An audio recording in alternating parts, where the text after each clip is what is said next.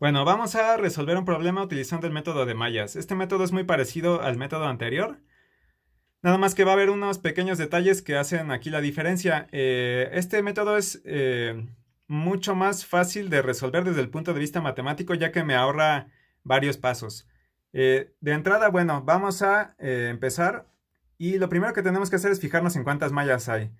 Recuerden que, bueno, una malla es un lazo cerrado que ya no incluye otras trayectorias cerradas. En este caso tengo dos mallas y por lo tanto voy a tener también dos corrientes. Entonces a cada malla yo le voy a asignar una corriente. Ahora, ¿en qué dirección se la voy a asignar? Bueno, se la voy a asignar siempre en el sentido de las manecillas del reloj.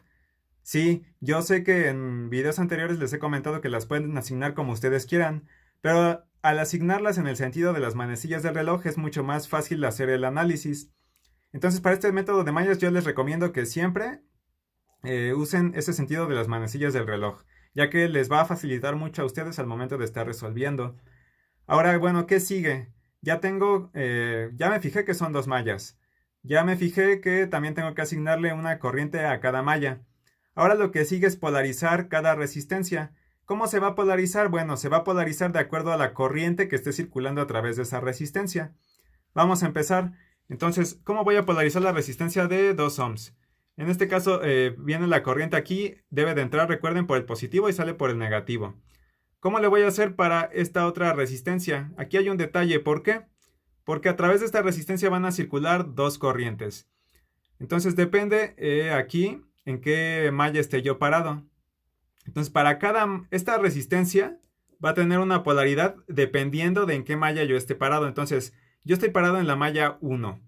En esta malla 1 viene esta corriente de esta manera circulando aquí y va a entrar por el positivo y va a salir por el negativo. Entonces ya tengo polarizada esta resistencia también. Y bueno, continúo y veo que ya tengo todas las resistencias de esta malla polarizadas. Vamos a ver qué pasa con la malla 2. Entonces, recuerden, esta resistencia va a tener dos polaridades. ¿Por qué? Porque va a haber dos corrientes circulando a través de ella. Y bueno, la polaridad va de acuerdo a la corriente que esté circulando a través de ella en la malla en la que yo estoy parado. Aquí yo estoy parado en la malla 2 ahora. Entonces esta corriente viene circulando así y debe de entrar por el positivo y salir por el negativo de mi resistencia de 4 ohms. Entonces voy circulando y aquí me encuentro con la resistencia de 1 ohm y tiene que entrar por el positivo y salir por el negativo. Entonces de esta manera ya tengo todos mis elementos ya están polarizados. Entonces lo que sigue es aplicar la ley de voltajes de Kirchhoff. Aquí vamos a tener cuidado al estarla aplicando porque ahora tenemos ese detalle de que hay dos corrientes que están circulando por mi resistencia de 4 ohms. Entonces, ¿cómo se aplicaría la ley de voltajes de Kirchhoff? Bueno, tengo que pararme en una malla. Entonces me voy a parar primero en esta malla y voy a empezar a hacer la suma.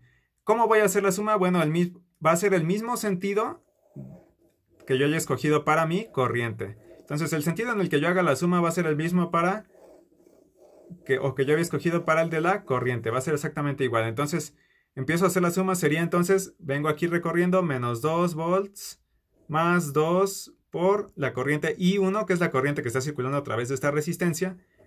Sigo recorriendo, pero ahora va a haber un detalle aquí.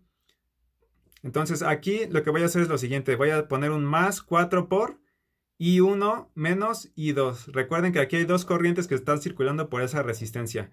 Entonces, cuando tengamos estos casos donde hay dos corrientes circulando por la resistencia, se va a multiplicar el valor de la resistencia por una resta. ¿Y cómo va a ser esa resta? Bueno, el primer miembro de esa resta va a ser la corriente que le corresponda a la malla donde yo estoy parado en ese momento. Entonces sería más 4i por i1 menos i2.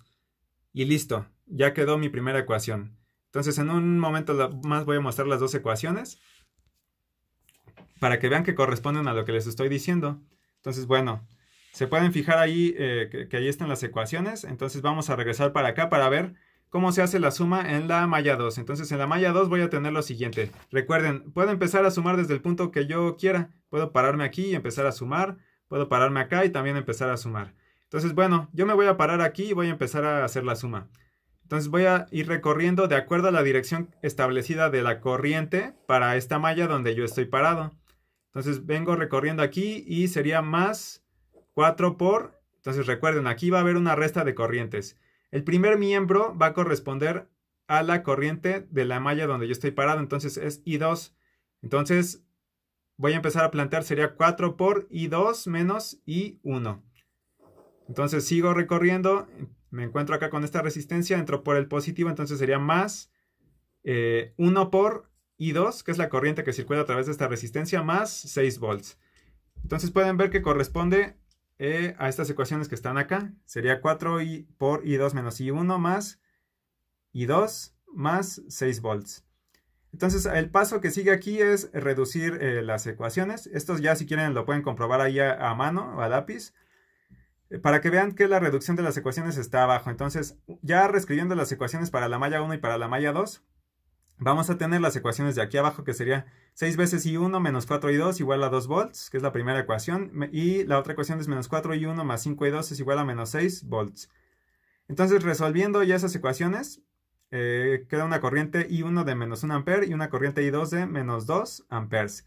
Entonces ya de aquí de entrada en comparación con el método anterior, se pueden dar cuenta que ya nos ahorramos una variable. Entonces, ¿eso en qué se traduce? Bueno, ¿qué quiere decir? Que nosotros vamos a estar ahorrando tiempo al momento de estar resolviendo para encontrar las corrientes en un circuito.